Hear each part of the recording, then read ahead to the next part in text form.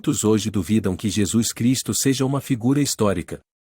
Mais do que nunca, céticos incrédulos afirmam que Jesus foi inventado no primeiro século, por vários motivos, e que, muito menos, seja o Messias que morreu por causa de nossos pecados, e ressuscitou. Outros afirmam que o Evangelho é um relato embelezado de um pregador do primeiro século, e os milagres reivindicados são adições posteriores, tradições e mitos. Outros, como os muçulmanos, afirmam que Deus não pode morrer. Que Jesus não era Deus, e que não foi Jesus quem morreu na cruz, mas outro. As evidências que serão apresentadas neste vídeo mudam o jogo. Talvez, em vez de evidências, poderíamos até falar em provas. Com o Sudário de Turim, e junto a ele, o Sudário de Oviedo, temos evidências materiais e empíricas que confirmam a autenticidade dos evangelhos e a veracidade dos relatos de testemunhas oculares, que relataram o que experimentaram e viram nos evangelhos. Por outro lado, as narrativas bíblicas relacionadas com a paixão e morte de Jesus confirmam a autenticidade do Sudário de Turim, como iremos demonstrar. O professor William Ashon, um arqueólogo da Universidade de Hong Kong que pesquisou o Sudário por mais de 40 anos, descreve o Sudário como o objeto mais intrigante do mundo. Ele escreveu: "O Sudário de Turim apresenta um dos mistérios verdadeiramente duradouros de todos os artefatos históricos, arqueológicos e artísticos. É o tecido mais famoso do mundo e provavelmente também o objeto mais intensamente estudado que existe. Ao contrário daqueles que contestam esse fato, isso é factualmente verdadeiro. Uma coisa é certa, o Sudário de Turim é a relíquia mais impressionante e instrutiva de Jesus Cristo que existe ou é um dos produtos mais engenhosos e inacreditavelmente inteligentes da mente humana e da mão já registrada. É um ou outro. Não há meio termo. Quem está certo? O Sudário de Turim é um pedaço de pano de linho que traz a imagem de um homem que foi crucificado. Sabemos disso pelo fluxo sanguíneo dos pulsos e tornozelos. Também há gotas de sangue ao redor da cabeça. O corpo tem sangue por todo o lado, do que parecem ser marcas de chicote. Em 1998, o Sudário de Turim foi exibido publicamente em Turim por 8 semanas. A revista Time perguntou: "É Jesus?" Este vídeo apresentará evidências poderosas, que corroboram que o Sudário de Turim é a autêntica mortalha de Jesus. É um pano de linho retangular medindo aproximadamente 4,4 metros por 1,1 metros. É mantido na Catedral de São João Batista em Turim, Itália, desde 1578. A imagem no sudário só pode ser vista se alguém ficar a cerca de 2 metros de distância dela. O termo Sudário de Turim é conhecido por se referir a um lençol de linho de dimensões específicas, 4 metros e 42 centímetros de comprimento por 1 metro e 13 centímetros de largura.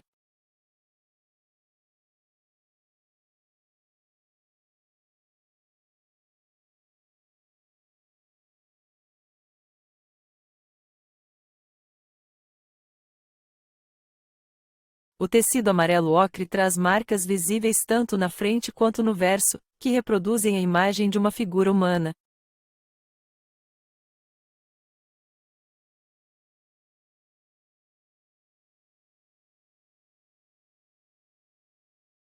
A imagem frontal mostra um rosto emoldurado por cabelos longos e barba espessa, com os braços cruzados sobre o pubis e as pernas estendidas.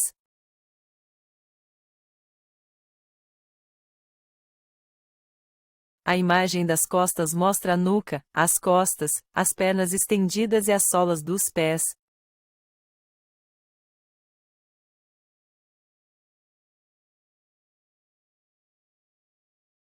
A mortalha é feita de linho fino, com um característico tecido espinha de peixe. As faixas longitudinais, com cerca de 1 centímetro de largura, ficam bem evidentes quando o tecido é iluminado com luz oblíqua.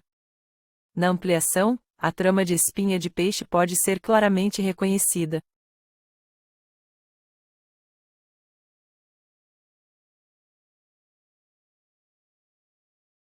O homem no sudário tem vários ferimentos contundentes que foram cuidadosamente estudados por médicos forenses.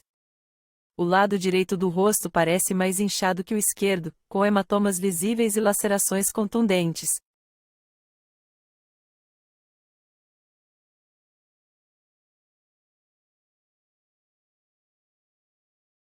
Seu septo nasal está desviado devido a uma fratura, indicando que ele foi brutalmente espancado horas antes de sua morte.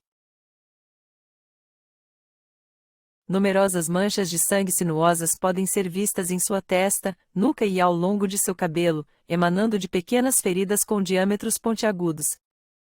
Essas manchas irradiam de sua cabeça em um padrão semelhante a um raio, sugerindo que um capacete de espinhos pontiagudos foi pressionado em sua cabeça. As características das manchas de sangue permitem distinguir entre lesões em vasos arteriais e venosos. De particular interesse é uma mancha de sangue no centro de sua testa que flui de um ferimento na veia frontal, assumindo a forma característica de um antreizo invertido ao seguir os contornos de sua testa.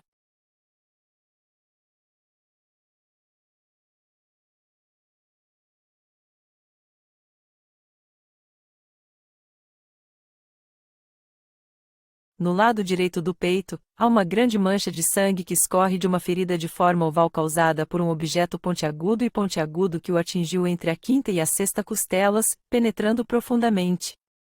As características desta ferida indicam que ela foi infligida após a morte do sujeito. Todos esses detalhes contribuem para a intriga e o mistério em torno do sudário de Turim e capturaram o interesse e o fascínio de pessoas ao redor do mundo. As impressões dos braços do sujeito na imagem anterior do sudário são claramente identificáveis, com os braços estendidos e as mãos cruzadas ao nível da região púbica. As longas manchas de sangue em ambos os antebraços que parecem correr para cima são na verdade formadas quando o corpo foi pendurado na cruz e, portanto, os pulsos eram mais altos que os cotovelos.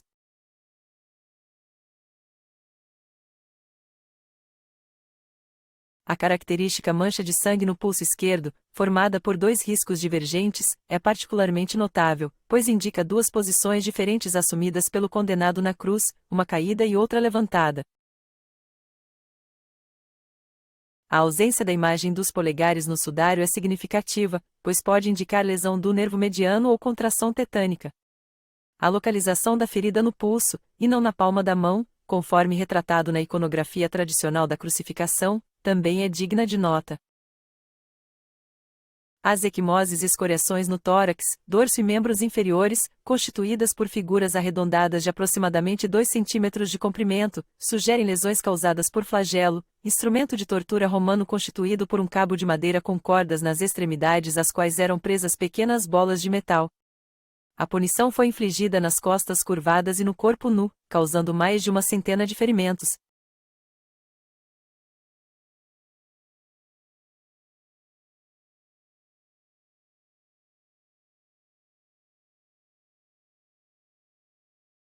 Ambos os joelhos apresentam escoriações provavelmente decorrentes de quedas, pois foram identificados vestígios de terra nessas áreas, bem como na sola dos pés. Deve-se notar também que o joelho esquerdo foi fixado pela rigidez cadavérica em uma posição mais flexionada que o direito e, portanto, o artrítico esquerdo é mais curto na imagem.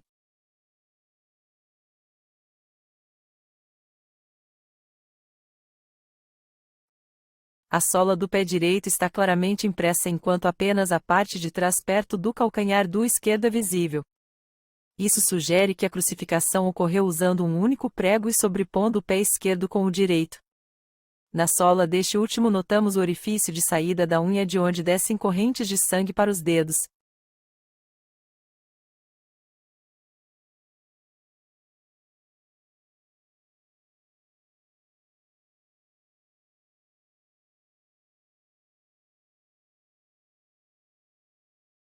O sudário é feito de linho fino, com um característico tecido espinha de peixe. Na ampliação, a trama de espinha de peixe pode ser claramente reconhecida. De acordo com os evangelhos, Jesus foi espancado, sua barba arrancada, açoitado e coroado de espinhos, depois carregou sua cruz, foi pregado na cruz, morreu e trespassado por uma lança por um soldado romano. Vamos analisar estes episódios, um por um, em base do que o sudário nos revela. Em Lucas 22:62-65 lemos: Os homens que guardavam Jesus começaram a zombar dele e a espancá-lo. Eles o vendaram e exigiram: profetize. Quem bateu em você? E eles disseram muitas outras coisas insultuosas para ele. No sudário, vemos um grande hematoma em sua bochecha direita, um nariz machucado, provavelmente de uma queda enquanto carregava a cruz, e mais notavelmente, em Isaías 56 diz: Eu dei minhas costas para aqueles que me feriram, e minhas bochechas para aqueles que arrancaram a barba. Esta é uma profecia messiânica. Em nenhum lugar os evangelhos mencionam que os soldados romanos arrancaram sua barba, mas no sudário podemos ver claramente que falta uma parte de sua barba. O homem no sudário tem vários ferimentos contundentes que foram cuidadosamente estudados por médicos forenses. O lado direito do rosto parece mais inchado que o esquerdo, com hematomas visíveis e lacerações contundentes. Numerosas manchas de sangue sinuosas podem ser vistas em sua testa, nuca e ao longo de seu cabelo, emanando de pequenas feridas com diâmetros pontiagudos. Estas feridas indicam que, se o homem no sudário é Jesus, que os retratos da coroa de espinho achatadas, como nesta imagem, no filme de Mel Gibson, A Paixão de Cristo, estão erradas. A coroa tinha uma forma de chapéu, que cobria a cabeça toda. Um detalhe interessante é que as espinhas da planta usada tinham uma secreção, que depois pouco tempo, se picado por elas, começava a causar uma dor insuportável.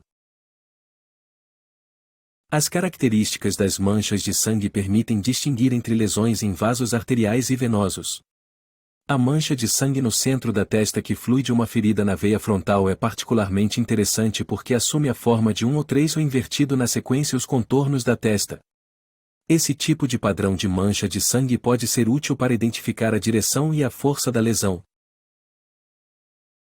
As escoriações no tórax, dorso e membros inferiores, constituídas por figuras arredondadas de aproximadamente 2 cm de comprimento, sugerem lesões causadas por flagelo, instrumento de tortura romano constituído por cabo de madeira com cordas nas extremidades às quais eram presas pequenas bolas de metal.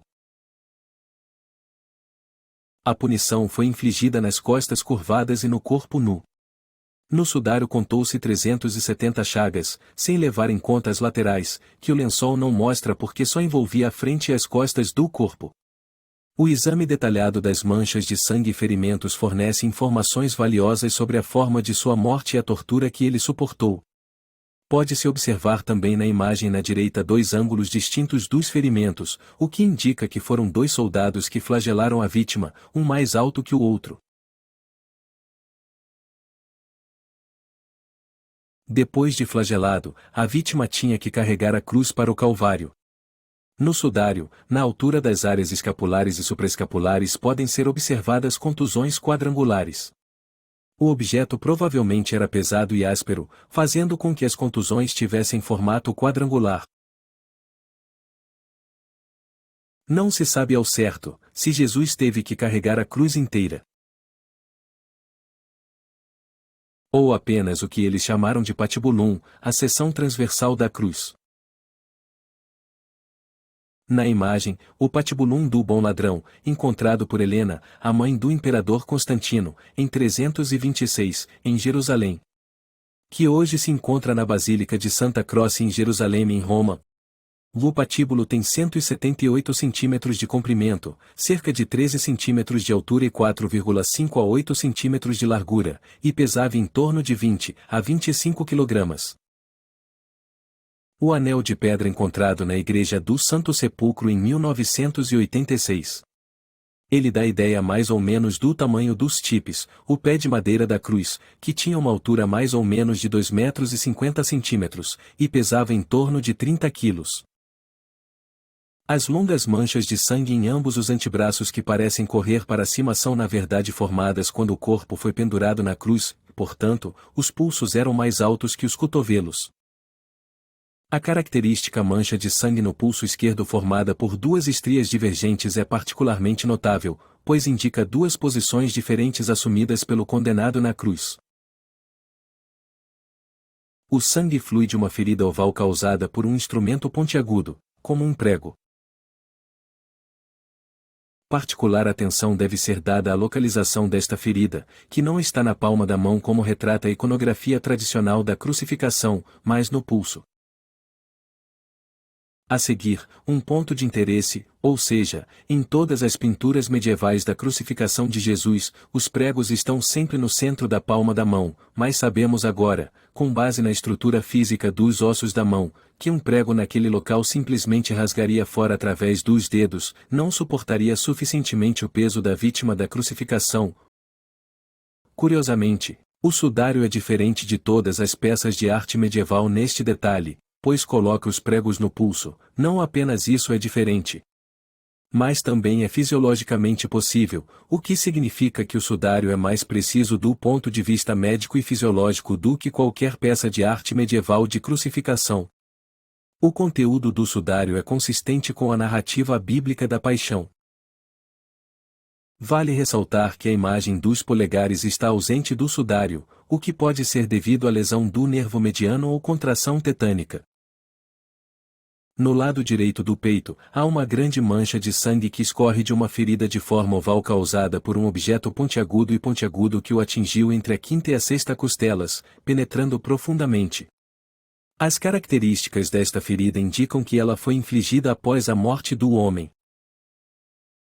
Lemos nos evangelhos que Jesus entrou em agonia, e seu suor tornou-se como gotas de sangue a escorrer pela terra. A hematidrose, excreção de suor sanguinolento, é fenômeno raro, mas bem descrito. Aparece, segundo o Dr. Lebec, em condições completamente especiais, uma grande debilidade física, acompanhada de um abalo moral, seguido de profunda emoção e de grande medo. Na fotografia com luz fluorescente que permite visualizar as manchas de sangue vermelhas ou circundadas por halos de soro em suas bordas. À medida que seca, o sangue se retrai deixando uma borda de soro transparente a olho nu, mais visível sob luz ultravioleta. O apóstolo João escreve: um dos guardas presentes deu uma bofetada em Jesus, dizendo: é assim que respondes ao sumo sacerdote? Os cientistas, analisando o sudário, constataram que, no lado direito da face que ali aparece, há uma grande contusão, e a cartilagem do nariz está rompida e desviada para a direita. Todas as feridas que se podem ver no sudário de Turim, coincidem com as descritas nos evangelhos, infligidas a Jesus. O testemunho de um especialista patologista forense profissional esclarece que o homem no sudário desenvolveu rigor mortis antes de ser envolvido no sudário. E o fluxo sanguíneo do antebraço e consistente com os braços estendidos. Os polegares foram flexionados para dentro devido a danos nos nervos em função punção no pulso pelos pregos. E o fluxo sanguíneo do torso foi post-mortem e se originou de uma artéria ou órgão principal. O homem carregava uma carga pesada nos ombros após a flagelação inicial.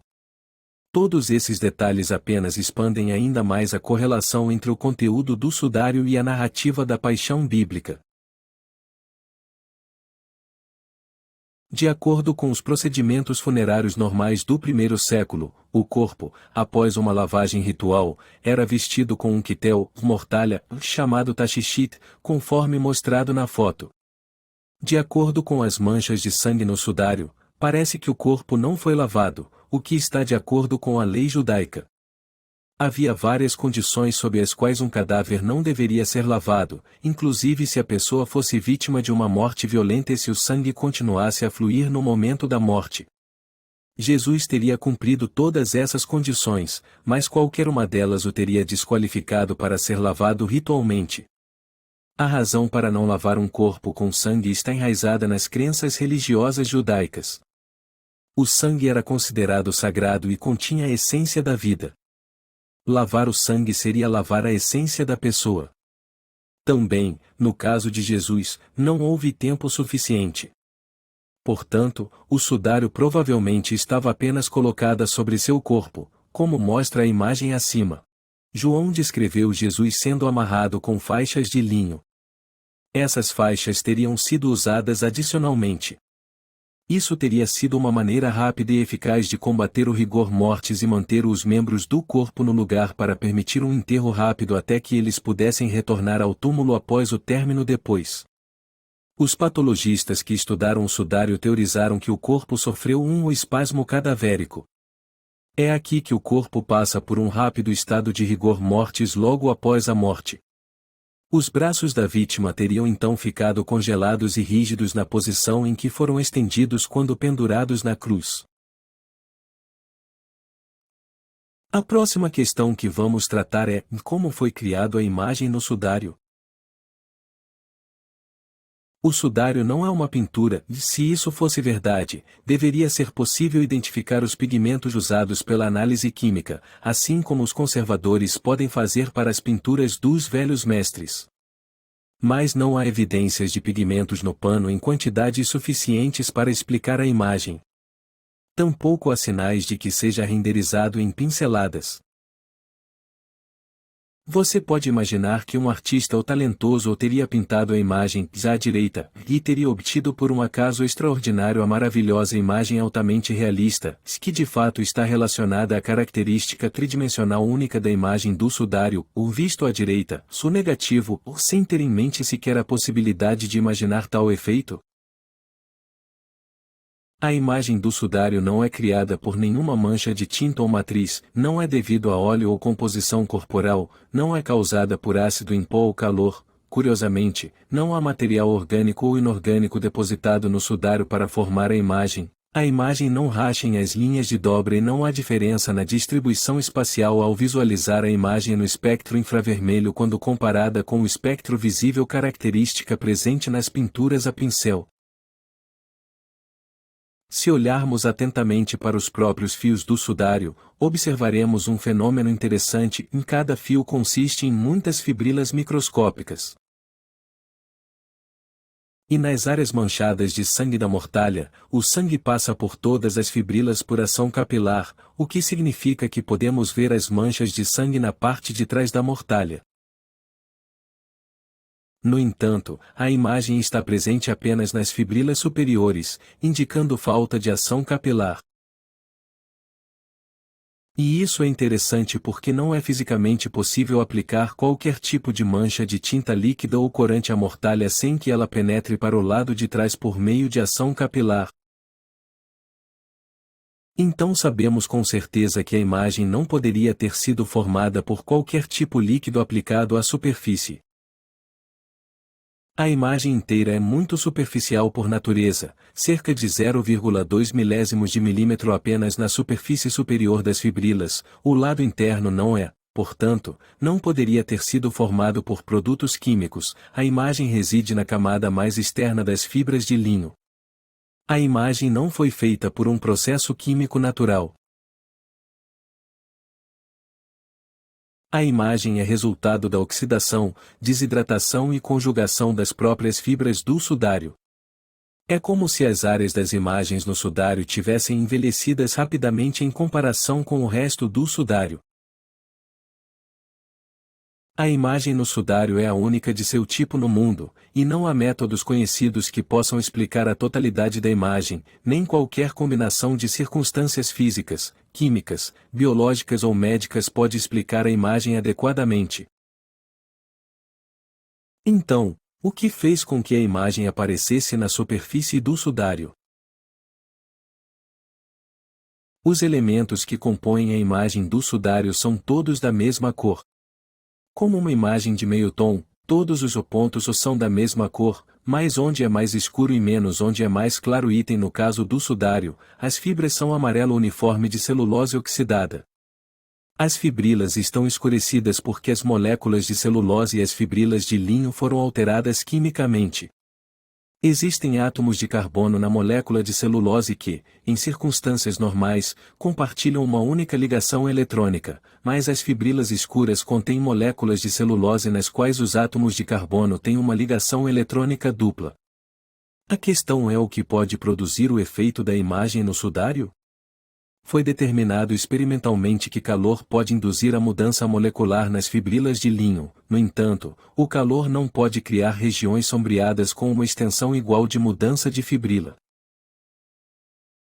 E não pode criar um mapa 3D de profundidade, a menos que mudemos algumas fibrilas mais do que outras. O composto catalítico, algum estímulo desconhecido promoveu a oxidação da celulose da camada de linho para produzir uma imagem fina com uma espessura de 2 milésimos de 1 milímetro. Não temos absolutamente nenhuma ideia de como um artista medieval poderia ter usado uma fonte de radiação controlada para criar a imagem no sudário, na verdade nem possuímos essa habilidade hoje.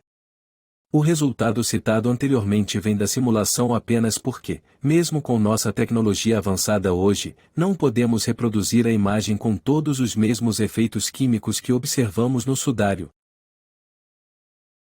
Uma explosão de 34 mil bilhões de watts de radiação ultravioleta a vácuo produziu uma descoloração na superfície superior das fibrilas do sudário, sem queimá-la, o que deu origem a uma imagem negativa tridimensional perfeita das partes frontal e dorsal do corpo embrulhado nele. Atualmente, não conhecemos nenhuma causa natural para um cadáver humano produzir radiação ultravioleta como esta. Um flash muito curto e intenso de radiação VUV direcional pode colorir o tecido de linho. A potência total da radiação VUV necessária para colorir instantaneamente a superfície de um linho correspondente a um corpo humano de estatura média, igual à área de superfície do corpo é 34 mil bilhões de watts, e deu origem a uma imagem negativa tridimensional perfeita.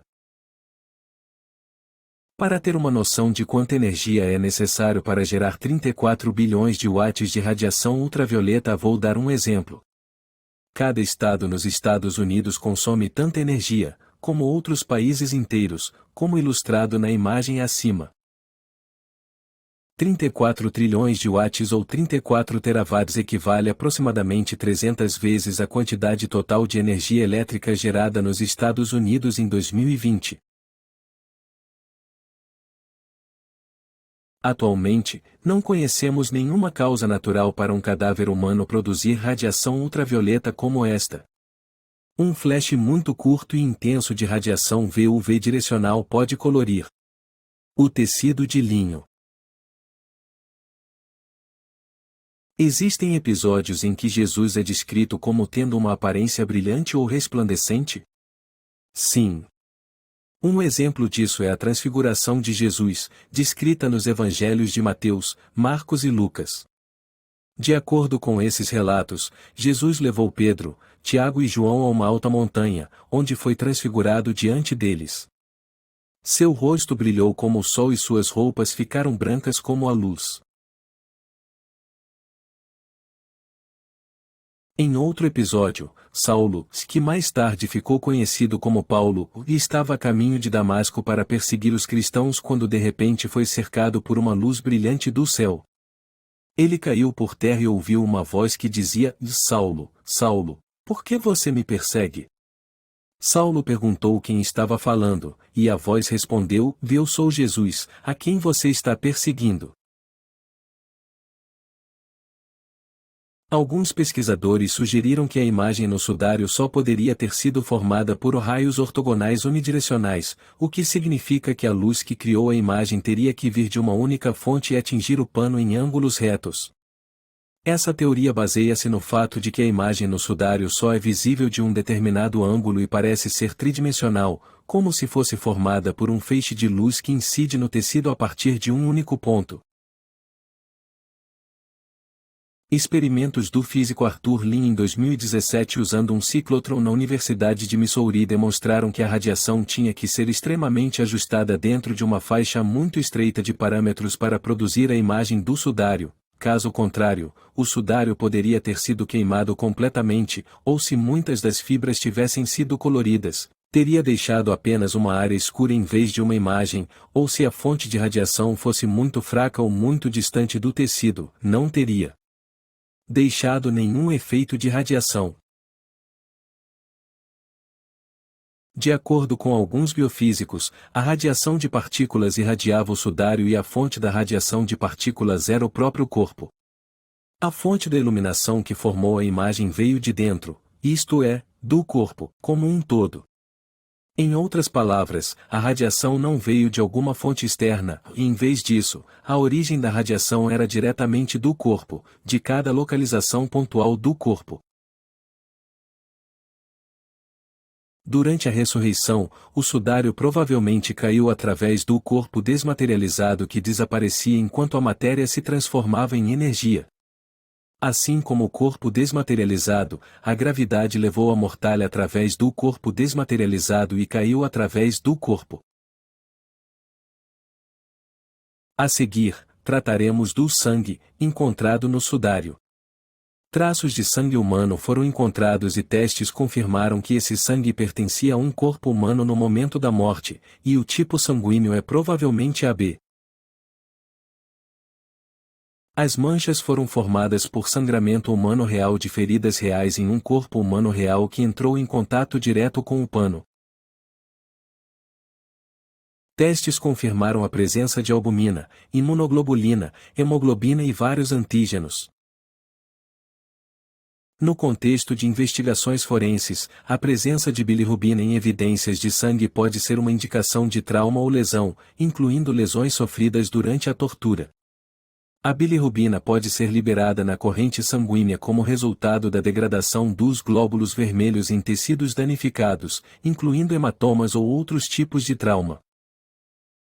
Incluídas nessas inúmeras manchas de sangue, estão pelo menos uma centena de pequenas marcas de flagelo em forma de halteres no corpo e nas pernas do homem no sudário, que correspondem aos ferimentos causados por um flagrum romano com 2 bolas de chumbo na ponta de cada uma de suas 3 correias, evidentemente projetado para causar sangramento interno para que uma vítima de crucificação não morresse muito cedo devido à perda de sangue. Cada uma dessas feridas flageladas tem minúsculos coágulos de sangue, cada um com um halo de retração sérica. Claramente visível na luz ultravioleta, mas quase invisível, e alguns são invisíveis, a olho nu. Portanto, um falsificador medieval não apenas exigiria um conhecimento moderno da fisiologia da retração do coágulo, mas também teria que produzir imagens de anéis de soro que são claramente evidentes apenas sob luz ultravioleta, que só foi descoberta em 1801. Até hoje, nenhum artista, médico ou cientista jamais foi capaz de reproduzir, ou de outra forma transferir tal precisão microscópica de feridas de um corpo para um objeto diferente até o momento, muito menos fazer isso sem falhas para mais de 100 feridas de flagelo. A seguir, examinaremos mais de perto as evidências cumulativas que corroboram a autenticidade do sudário. Em 1898, Secondo Pia, um fotógrafo amador italiano, tirou a primeira fotografia oficial do sudário. Tendo exposto 4 chapas fotográficas, voltou ao estúdio e iniciou o processo de revelação. O que Pia viu naquela noite em sua câmara escura o surpreendeu. Pois, à medida que a imagem na placa negativa tomava forma diante de seus olhos, ele se viu olhando para uma imagem coerente de um homem crucificado. Em vez da imagem plana e enigmática vista no pano, a placa negativa dava a impressão de uma figura substancial emergindo do fundo, uma figura que parecia um corpo humano real. O negativo revelou uma imagem tridimensional notavelmente convincente do rosto do homem, suas pálpebras fechadas. Era como se o próprio sudário fosse um negativo fotográfico que pudesse ser desenvolvido em uma imagem positiva e de tirar o fôlego, de Jesus crucificado. Pia relatou e sentiu uma emoção muito forte quando, durante a revelação, vi pela primeira vez a Santa Face aparecer na placa, com tanta clareza que fiquei estupefato por ela. A imagem no sudário aparece como uma imagem negativa, como um negativo de uma fotografia. Na imagem, vemos uma das raras fotografias de Secondo Pia, e uma escrita de comemoração na casa, aonde ele fez a revelação das fotos, em 1898. Então, ainda mais, em 1976, uma equipe de cientistas americanos liderada pelo Dr. John Jackson descobriu que o sudário contém informações 3D. Eles usaram um VP-8 Image Analyzer, que era um dispositivo originalmente desenvolvido pela NASA para melhorar as imagens da superfície da Lua. O VP-8 Image Analyzer usa um algoritmo matemático para converter variações de brilho em uma imagem 2D em informações de altura, criando uma representação 3D da imagem. Quando o Dr. Jackson e sua equipe aplicaram o VP-8 Image Analyzer a fotografias do sudário de Turim, eles descobriram que a imagem no sudário continha informações 3D. A informação 3D ficou particularmente clara quando a imagem foi analisada usando uma técnica chamada técnica de sombreamento de relevo, que envolve iluminar a imagem de diferentes ângulos para criar sombras que destacam as variações de altura. Essa descoberta de informações 3D no sudário de Turim foi um avanço significativo, pois forneceu novos insights sobre a natureza da imagem e sugeriu que não era uma simples pintura ou falsificação. Em 2012, Thierry Castex, da França, fez essas imagens 3D com base nas informações 3D contidas no sudário de Turim. Em 2018, pesquisadores em Pádua, Itália, revelaram uma cópia em 3D da aparência do homem no sudário com base nas medidas precisas do tecido. Os pesquisadores usaram tecnologia de imagem 3D sofisticada para criar uma réplica do rosto no sudário de Turim, que eles acreditam fornecer uma representação mais precisa da aparência de Jesus. A imagem fotonegativa e as informações 3D no sudário de Turim são evidências cumulativas de sua autenticidade porque fornecem características únicas e inexplicáveis que são difíceis de replicar ou explicar por falsificadores ou processos naturais.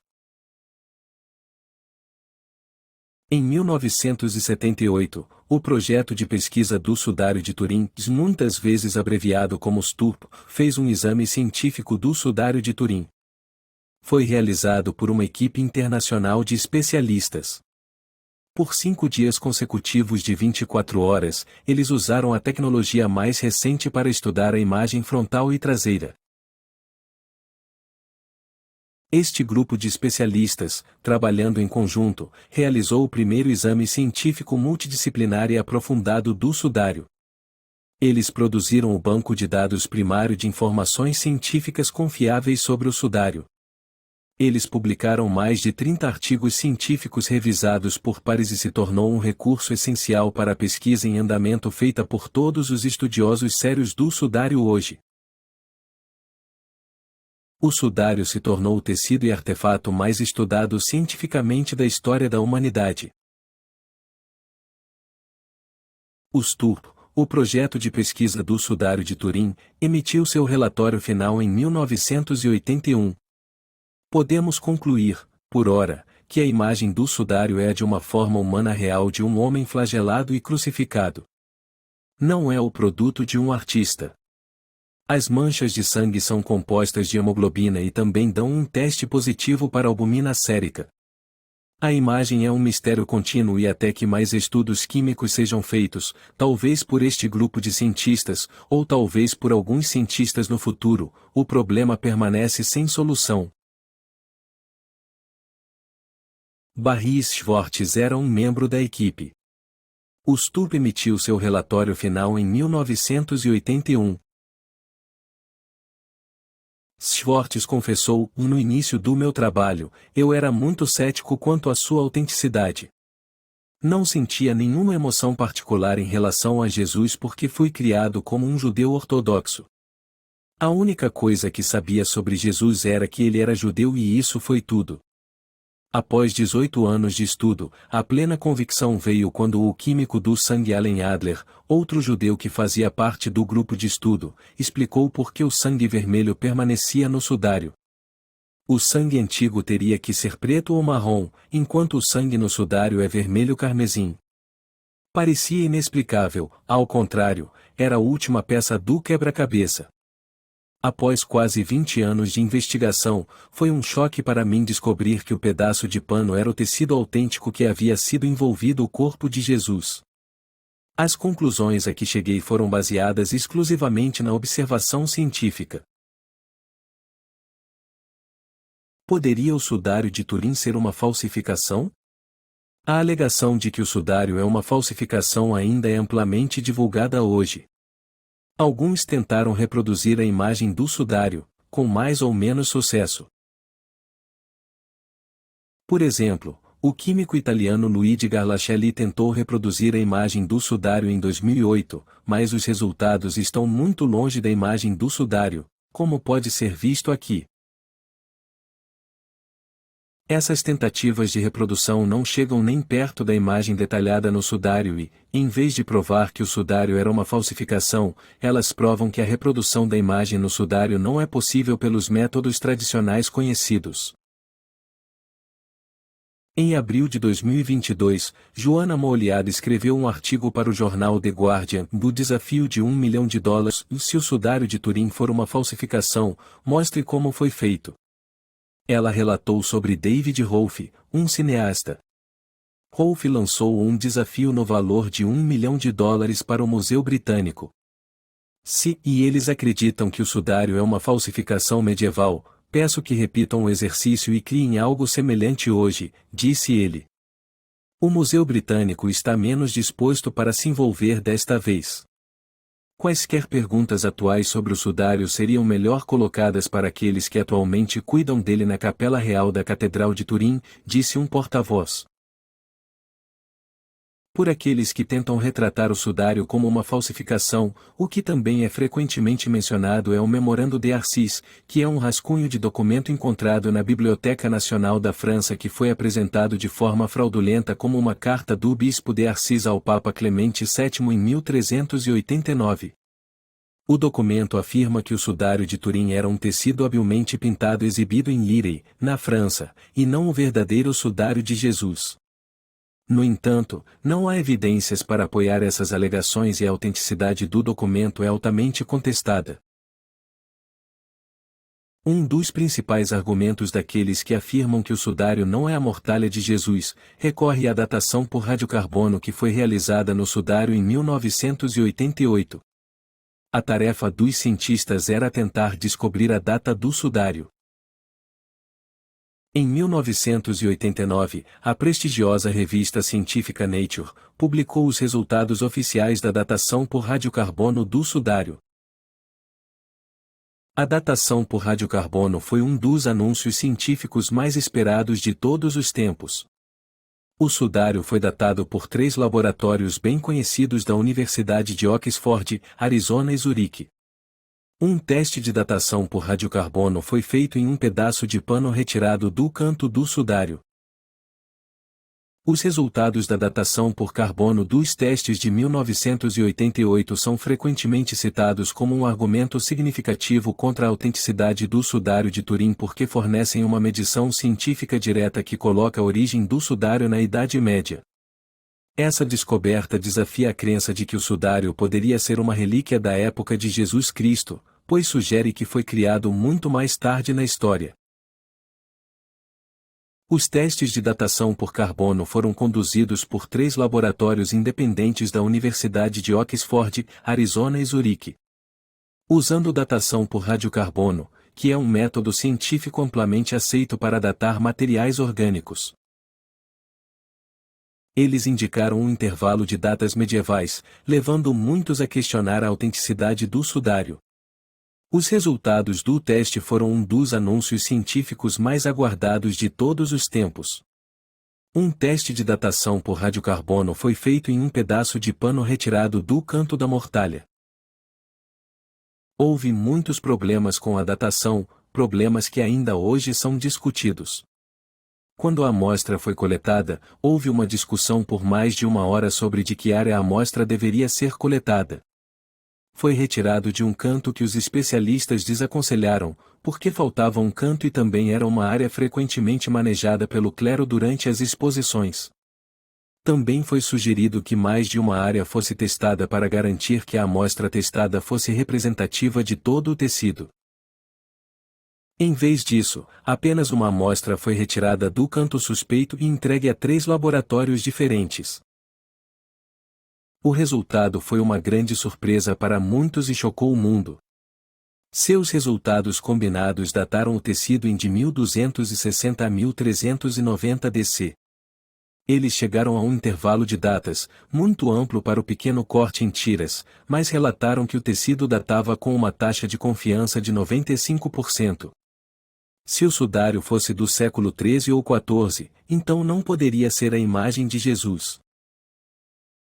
Uma das primeiras ideias, imediatamente após os resultados da datação, apresentada por sindonologistas e arqueólogos como o falecido Paul Maloney à esquerda, a falecida Maria Grazia Ciliato e William Meacham, era que a área da qual a amostra C14 foi retirada tinha sido reparado, o que teria prejudicado o alcance dado aos resultados finais de datação. Sui Benford e John Marino começaram a examinar seriamente essa hipótese por volta do início de 2000. Marino estudou o sudário por 45 anos e inúmeras horas. Ele escreveu 2 livros e dezenas de artigos sobre isso.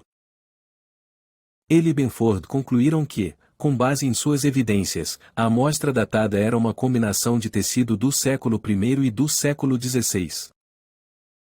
Em 2000, Sui Benford e seu marido John Marino compartilharam uma foto da amostra que foi datada por carbono pelo laboratório de Zurique com 3 especialistas têxteis. A foto foi compartilhada às cegas, pois os especialistas têxteis não foram informados de que a foto era do sudário ou o que procurar. Todos os especialistas que receberam fotos observaram diferenças entre os lados esquerdo e direito. Alguém notou, e não há dúvida de que há material diferente em cada lado. É definitivamente um PET. Outro disse, o flutuador é diferente em ambos os lados da amostra. O falecido químico do STURP, Raymond Rogers, teve acesso a amostras que foram datadas por radiocarbono. Depois de analisar as amostras, ele teve que admitir que a hipótese de Benford e John Marino estava certa, o sudário de linho original continha fios de algodão adicionais. As amostras do pano datado por radiocarbono continham algodão. Ele publicou um artigo científico em 2004, concluindo que a amostra de radiocarbono não fazia parte do linho original do sudário de Turim. A data de radiocarbono não era, portanto, válida para determinar a verdadeira idade do sudário. Os dados brutos dos 3 laboratórios, que os laboratórios, contra todas as normas, se recusaram a divulgar imediatamente, foram finalmente obtidos por meio de um pedido de liberdade de informação em 2017. A análise cuidadosa desses dados apoia a noção de que a amostra do sudário datada de 1988 era uma combinação de tecidos dos séculos I e XVI. Na França, havia um método chamado retecelagem invisível francesa, usado por mestres tecelões no século XVI. O tecelão recoloca cada fio quebrado, um de cada vez. Muitos outros artigos revisados por pares foram publicados sobre o assunto da idade do sudário, chegando a uma conclusão diferente da datação por radiocarbono de 1988. Um recente de março de 2022, usando espalhamento de raios-x, concluiu que os resultados experimentais são compatíveis com a hipótese de que o sudário de Turim é uma relíquia de 2000 anos, como supõe a tradição cristã. Em novembro de 2020, o pesquisador de longa data do sudário de Turim, Joseph Marino, que junto com sua esposa, Sui Benford, descobriu que o canto datado por radiocarbono foi retecido, publicou um livro no qual compilou a coleção mais abrangente de dados sobre o teste de 1988, de datação de carbono C14. O livro de 800 páginas revela inúmeras ações questionáveis, erros e contradições tanto da Igreja Católica quanto dos laboratórios C14 antes, durante e depois da coleta das amostras. Marino acredita que, se o sudário for genuíno, é simplesmente o objeto mais importante e valioso do planeta, pois ou é o mais próximo que poderíamos chegar de provar que a morte e a ressurreição de Jesus são fatos históricos. A meu ver, a linha de evidência mais poderosa que refuta o carbono C14 datado de 1988 do sudário é a toalha facial de Cristo, o chamado sudário de Oviedo. João 26:7 diz: Então Simão Pedro veio atrás dele e foi direto para a tumba. Ele viu as faixas de linho ali, pano que havia sido enrolado na cabeça de Jesus. O pano ainda estava em seu lugar, separado do linho. O nome sudário é derivado da palavra latina para suor, sudor. Há uma série de coincidências surpreendentes entre os 2 panos. Ambos estão fisicamente ligados. Evidências realmente fascinantes vêm à tona quando este pano é comparado ao sudário de Turim. Não há dúvida de que ambos estiveram em contato com o mesmo indivíduo uma vez. O sudário de Oviedo é uma relíquia cristã que se acredita ser um pano que foi usado para cobrir a cabeça de Jesus Cristo após sua crucificação. É mantido em Oviedo, na região das Astúrias, Espanha. A existência dos sudários é historicamente confirmada, remontando pelo menos ao século VI, e o teste de radiocarbono deu uma data, 600 a 700 anos antes do sudário de Turim, o que nos aproxima muito do primeiro século. O sudário carrega numerosas manchas de sangue. Alguns são post-mortem e outros sangue vital. Denominações foram dadas para cada mancha de sangue. Como o pano estava dobrado, há uma imagem espelhada do grupo de manchas centrais, formado pelo sangue post-mortem que escorria do nariz e da boca após a morte. As manchas de sangue correspondem a uma cabeça humana. A mancha principal estava em contato com o rosto e aparece invertida como em um espelho. A mancha principal é composta por 3 grupos de manchas sobrepostas. Inclui manchas simétricas, uma mancha de borboleta, uma mancha de acordeão e uma mancha de coroa de espinhos. Essas manchas fornecem pistas valiosas sobre possíveis eventos durante a crucificação e sepultamento de Jesus. A mancha de borboleta é um padrão único que lembra a forma de uma borboleta, e a mancha de acordeão aparece em uma cor mais clara, possivelmente indicando degradação do sangue ao longo do tempo. A mancha da coroa de espinhos lembra o padrão de uma coroa. Se o rosto da imagem do sudário de Turim for colocado sobre as manchas do sudário de Oviedo, talvez a coincidência mais óbvia seja o encaixe exato das manchas com a barba do rosto. Como o sudário foi usado para limpar o rosto do homem, parece que foi simplesmente colocado no rosto para absorver todo o sangue, mas não foi usado em nenhum tipo de movimento de limpeza. Vamos tentar entender que papel exatamente o sudário desempenhou durante e após a crucificação. Supõe-se que a morte de Cristo aconteceu em 33 DC, sexta-feira, 3 de abril, às 15 horas. O falecido havia sofrido um castigo traumático e tinha uma coroa de espinhos pontiagudos na cabeça. Ele estava em uma posição vertical compatível com a cruz. Enquanto morto, a cabeça do cadáver estava inclinada para frente, cerca de 70 graus e 20 graus para a direita, permitindo o acesso à nuca. Um sudário era necessário porque se acreditava que o sangue continha a alma da pessoa e, de acordo com a lei judaica, era necessário enterrá-lo junto com o corpo.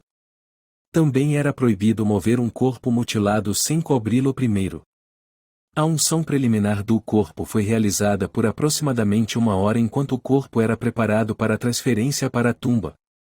Isso incluía enrolar o sudário sobre a cabeça, forçar os braços da posição de crucificação devido ao rigor mortis, ungir o corpo com aloés e mirra e cobrir o corpo com um pano. De acordo com a lei judaica, era proibido lavar o corpo quando o sangue escorria na hora da morte. Depois que o cadáver estava morto por 1 hora, por volta das 16 horas, alguém colocou a borda do sudário ao longo da nuca e enrolou uma mecha de cabelo com ela e costurou o pano no cabelo para prender bem o sudário. Foi preso com alfinetes, possivelmente feitos de espinhos, com base nas perfurações do tecido. Os pinos eram de forma cônica, semelhantes a uma agulha. Cerca de metade do restante do pano foi passado ao redor da orelha esquerda e na frente do rosto, cobrindo-o e atingindo a bochecha direita. Lá, o pano foi dobrado para voltar para o rosto, proporcionando uma segunda camada na frente da boca e da região do nariz. Nesta imagem, podemos ver a sequência de como foi dobrado. Foi dobrado com 2 camadas na frente do rosto do sujeito. O pano estava dobrado sobre si mesmo, porque não conseguia envolver completamente a cabeça, muito provavelmente devido à posição elevada do braço direito que ainda estava preso à cruz. Como resultado, foi dobrado de volta, criando uma mancha paralela repetida em uma segunda camada de tecido. Acredita-se que a cabeça estava inclinada para a direita, de modo que ficava pressionada contra o ombro, e os braços estavam posicionados de forma que resultava no enrolamento do sudário dessa maneira. O lado, número 1 na imagem, parece espelhar o lado oposto, número 4. Foi dobrado no centro, no meio do pano de cima para baixo. Isso mostra onde foi dobrado sobre si mesmo. A mancha principal é composta por 3 grupos de manchas sobrepostas. Uma mancha trapezoidal envolve o nariz e a boca. E aqui no estado dobrado. As linhas em preto se sobrepõem e demonstram a correspondência. O sangue de uma folha foi sugado para outra, e isso deu um perfil semelhante às manchas de sangue. Na linha da imagem acima, podemos ver uma ilustração de como o sudário foi dobrado. E nas 2 imagens inferiores, como o pano foi preso com alfinetes na parte de trás da cabeça e na barba, na parte da frente. A análise forense do pano leva à conclusão de que ele foi usado em volta da cabeça de um cadáver costurado em seus cabelos e barba.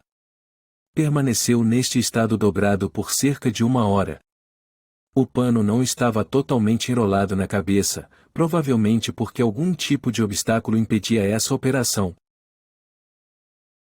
O pano, que ficava preso na nuca, era preso com alfinetes, possivelmente feitos de espinhos, com base nos furos do pano. Os pinos eram de forma cônica, semelhantes a uma agulha. Existem várias perfurações, relacionadas com a formação das manchas e com a utilização original do linho. Alguns deles foram produzidos quando o sudário foi preso à cabeça do falecido, usando instrumentos pontiagudos que os cientistas acreditam estarem presos à barba e ao cabelo. Eles têm uma natureza cônica truncada e aparecem aos pares, indicando a possibilidade de terem sido usados espinhos. As rugas e perfurações na imagem indicam onde o pano foi preso na barba do homem. Os buracos circulados em azul estão ao redor de algumas dobras no tecido e causaram essas dobras. Os orifícios circulados em vermelho correspondem a pontos no cabelo. A costura do sudário ao cabelo da nuca foi a primeira e envolveu uma única camada. A costura do sudário à barba envolvia as 2 camadas do pano. As manchas principais inferiores observadas no sudário foram produzidas por uma mistura de sangue e edema pulmonar na proporção de 1 a 6 que escorria lentamente do nariz e da boca enquanto o cadáver estava em posição vertical com a cabeça inclinada 70 graus para frente em relação ao eixo vertical. O edema pulmonar é característico das vítimas de crucificação. Este sangue foi determinado como sendo sangue post-mortem. O sudário, portanto, teria que ter sido colocado sobre a cabeça de um homem crucificado por volta das 16 horas, falecido cerca de 1 hora antes. A parte inferior das manchas principais foi formada com o corpo em posição vertical pendurado na cruz. O corpo deveria estar nessa posição por 1 hora para formar a quantidade de líquido encontrada no pano, com o braço direito levantado e a cabeça inclinada para frente e 20 graus para a direita. Quase 1 hora após a morte, por volta das 16 horas, o nariz e a boca do homem começaram a vazar lentamente sangue avermelhado, semelhante a um líquido, encharcando a barba e o bigode. Nessa posição, formavam-se as partes inferiores das manchas principais. É importante lembrar que as manchas de sangue no sudário se formaram em uma face tridimensional e apareceram em um pano achatado. Portanto, é necessário eliminar os 2 centímetros extras formados pela base do nariz para ver como as manchas se ajustam a um rosto. Com a fotografia de alto contraste, pode-se ver a ponta do nariz, bem como a parte externa das cavidades nasais marcadas por acúmulo de sangue. Após cerca de 1 hora, por volta das 17 horas, assim que o centurião romano perfurou o tórax do cadáver, o corpo foi retirado provavelmente com os braços ainda presos à trave horizontal. Por razões desconhecidas, os zeladores que moveram o corpo decidiram virar o cadáver com o rosto para baixo. Nessa postura, o fluxo nasal corria para a parte de trás do nariz e encharcava a parte superior das manchas principais que cobriam a ponte do nariz e a testa. O cadáver permaneceu assim por quase mais 1 hora. Desta vez, o pano envolvia toda a cabeça do cadáver, perfeitamente coberta por essa espécie de capucha ou capuz, que ficava presa aos cabelos, e formava-se um nó. Em seguida, o cadáver era colocado de bruços, permanecendo ainda com duas camadas na frente do rosto, e seus braços eram colocados ao longo do corpo. Este movimento resultou em um aumento no vazamento de sangue do nariz e da boca. Provavelmente neste momento, este fluxo atingiu a nuca e encharcou a ponta do sudário fixado sobre a nuca, produzindo a mancha ou borboleta e a mancha do canto. Quando as manchas na nuca de ambos os panos se sobrepõem, a borda do sudário cai na mudança de direção do rabo de cavalo no sudário. Supõe-se que durante o transporte da tumba, efusão de fluidos cadavéricos estava saindo da boca e do nariz. E tentou-se detê-los, colocando a mão sobre o efluente maculante em diversas posições. Provavelmente outro pano foi usado para levar Jesus ao túmulo, que não era o sudário de Turim. Vamos dar uma olhada agora na mancha principal, que é composta por 3 grupos de manchas sobrepostas. O Dr. Vilalem Blanco, um criminologista e médico forense espanhol, dirigiu o estudo do sangue para determinar a natureza das manchas e como elas foram formadas. As técnicas foram realizadas nos laboratórios de criminologia e biologia forense das escolas de medicina legal de Madrid e Valência. A mancha principal é composta por 3 grupos de manchas sobrepostas. Uma mancha trapezoidal envolve o nariz e a boca, que os cientistas acreditam ter sido formada pela pressão de um punho fechado que pressionava o nariz para conter o fluxo de sangue. A mancha trapezoidal foi uma das últimas a se formar porque só aparece nas 2 primeiras superfícies do pano. Acredita-se que as manchas em forma de dedo tenham se formado quando o corpo estava sendo transferido para outro local, na tentativa de suprimir o fluxo de sangue do nariz e da boca. Existem várias manchas que são marcas deixadas pelos dedos, tentando suprimir o fluxo de sangue e líquido pulmonar. Finalmente, mais tarde, às 18 horas, o pano foi removido e polvilhado com aloés styrax, substituto da mirra, e colocado novamente na cabeça. Agora, olhamos aqui no canto superior direito do sudário real e você tem um monte dessas rugas ou dobras e está uma maquete aqui à direita, provavelmente foi onde o nó foi formado, então ainda temos evidência do nó que foi amarrado ao para fixar o sudário na cabeça da vítima. É interessante que um manuscrito do século V mencione que o sudário foi amarrado no topo da cabeça. O autor, Nonos de Panópolis, estava parafraseando o Evangelho de João, capítulo 20, e acrescentou esse detalhe. Depois que o corpo foi movido, ele foi posicionado com a face para cima e o pano foi removido da cabeça, ainda amarrado. Foi coberto com aloe e mirra para preservar o sangue, de acordo com o costume judaico, e separado no túmulo. Finalmente, o sudário teve que ser retirado do cadáver porque foi borrifado com aloés que ainda estão embebidos no sangue e permanecem na superfície que esteve em contato com o rosto. Isso implica que o sudário não estava mais envolvendo a cabeça. Retomamos a sequência dos acontecimentos da seguinte forma: a morte de Jesus aconteceu às 15 horas. O sudário foi colocado à volta da cabeça do homem quase 1 hora depois da sua morte, por volta das 16 horas, quando ainda estava na cruz. Ele permaneceu em posição vertical com o sudário por cerca de mais 1 hora. Por volta das 17 horas, o corpo foi retirado e o cadáver foi deixado de bruços. O cadáver permaneceu assim por quase mais 1 hora. Depois, por volta das 18 horas, o cadáver foi colocado com o rosto para cima e levado para o túmulo. Pouco antes de o cadáver ser coberto com a mortalha, o sudário foi removido. O caso de Jesus, não havia muito tempo. Portanto, a mortalha provavelmente estava apenas enrolada e colocada sobre seu corpo, conforme mostrado na imagem acima. Podemos supor que o sudário com o sangue do homem falecido deveria ser enterrado perto dele no sepulcro se o enterro fosse um túmulo judeu. O sudário foi colocado perto do cadáver no sepulcro. Vejamos as coincidências que evidenciam que o sudário envolveu o mesmo homem do sudário de Turim. Ambas as roupas foram usadas para um homem barbudo com bigode e cabelos compridos presos em um rabo de cavalo. O sudário mostra um homem crucificado e o cadáver do sudário morto na posição vertical. Além disso, em ambos os casos, o executado foi torturado com uma coroa de espinhos. Finalmente, em ambos os casos, o sangue corresponde ao escasso tipo AB, é fácil ver a parte de trás do cabelo na imagem do sudário.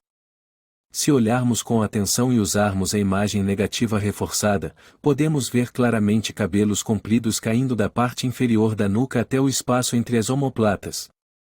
O rabo de cavalo também pode ser observado em ambas as roupas. O rabo de cavalo pode ser resultado da fixação e costura do sudário ao redor da mecha central das costas. Há uma distinção no pano entre sangue vital e sangue post-mortem. Pode-se distinguir que, da coleta de amostras do pano, o sangue que saiu pelo nariz e pela boca misturado ao líquido do edema pleural é sangue pós-morte. A análise forense das manchas de sangue sugere fortemente que tanto o sudário quanto o sudário cobriram a mesma cabeça humana em momentos muito diferentes. Padrões de manchas de sangue mostram que o sudário foi colocado sobre a cabeça do homem enquanto ele ainda estava na posição vertical, presumivelmente antes de ser removido da cruz. Foi então removido antes que o sudário fosse colocado sobre o rosto do homem.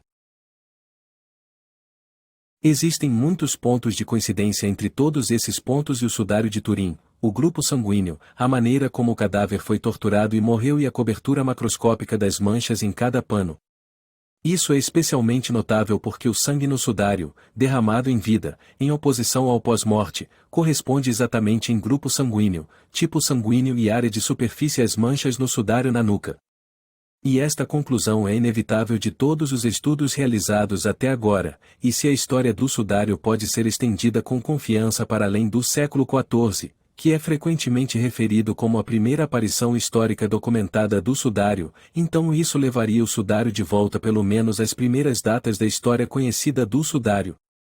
A Arca das Relíquias e o sudário estão, sem dúvida, na Espanha desde o início do século VII, e a história registrada em vários manuscritos de várias épocas e áreas geográficas remonta a Jerusalém no primeiro século.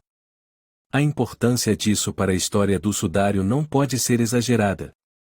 Dr. Alain Vanger desenvolveu um método de sobreposição de imagens em diferentes polarizações de luz para encontrar o que ele chama de pontos de congruência e publicou a técnica na revista Optics. Essa técnica já foi amplamente adotada nos tribunais americanos, com 45 a 60 pontos de congruência entre duas imagens sendo suficientes para provar a identidade comum em um tribunal dos Estados Unidos. O Dr. Vanger usou esta mesma técnica para comparar as manchas de sangue no sudário de Oviedo e no sudário de Turim com resultados surpreendentes. As manchas frontais no sudário de Oviedo mostram 70 pontos de coincidência com o sudário de Turim. E o lado traseiro mostra 50. Hipotetiza-se que estas são as manchas observadas no sudário que foram produzidas a partir do nariz e da boca, provavelmente enquanto o cadáver estava na posição vertical com a cabeça inclinada 70 graus para frente em relação ao eixo vertical. A seta vermelha superior mostra a mancha do nariz e a seta vermelha inferior mostra a mancha da boca. O Centro Espanhol de Sindologia dá-nos a posição exata da cabeça no pano. Os números 1, 2 e 3 no sudário correspondem às marcas do sudário. Estes são apenas alguns entre muitos outros que foram detectados. É importante lembrar que as manchas de sangue no sudário foram formadas em uma face tridimensional e apareceram em um pano achatado. Portanto, é necessário eliminar os 2 centímetros extras formados pela base do nariz para ver como as manchas se ajustam a um rosto. O nariz tem 8 centímetros de comprimento, com mais 2 centímetros da base do nariz. Assim que subimos o pano cerca de 2 centímetros, as manchas centrais alinham-se com a boca e o nariz. O professor Minarro, diretor do Departamento de Escultura da Universidade de Sevilha, na Espanha, realizou um estudo geométrico. Reconstruiu os elementos anatômicos presentes na cabeça do sudário e descobriu que eles correspondem exatamente ao sudário de Turim.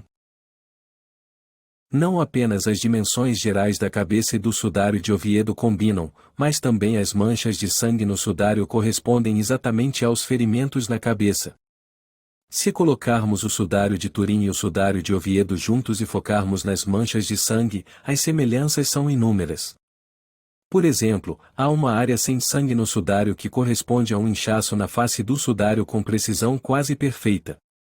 Existem vários outros elementos que também combinam perfeitamente, mas explicá-los um a um tomaria tempo demais. Além disso, é atípico encontrar sujeira do solo nesta zona da anatomia, mas é exatamente a mesma zona onde uma presença particular de poeira foi encontrada no sudário de Turim.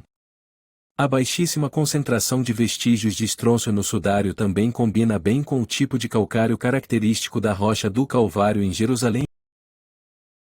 Manchas de perfurações estão na parte do pano que cobria a nuca, composto de sangue vital que jorrou antes que a morte ocorresse.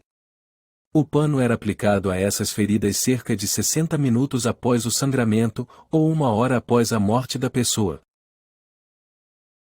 Estas são as manchas de sangue mais interessantes e significativas no pano, pela simples razão de que combinam com as manchas no sudário de Turim.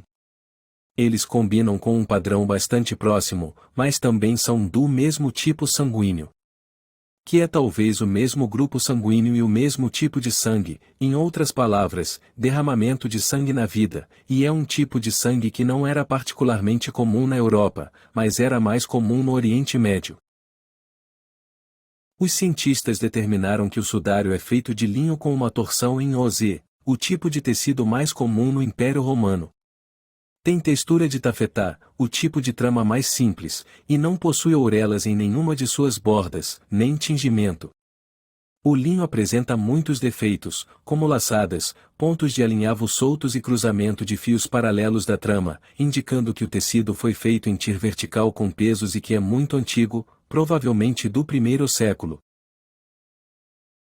Existem cerca de 30 tipos de grãos de pólen.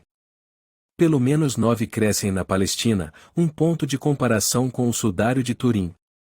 Quercus, jazinheira e carrasco, pistácia palestina, sarroeira e terebinto, itamarix, tamarindo e cedro-sal, crescem apenas na Palestina.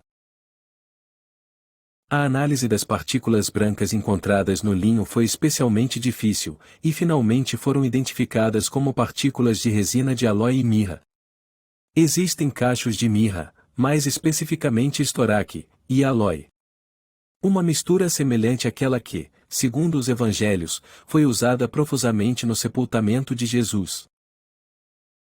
É mencionado diretamente no Evangelho de João, 19:39-40, Nicodemos veio também, e ele trouxe uma mistura de mirra e aloés.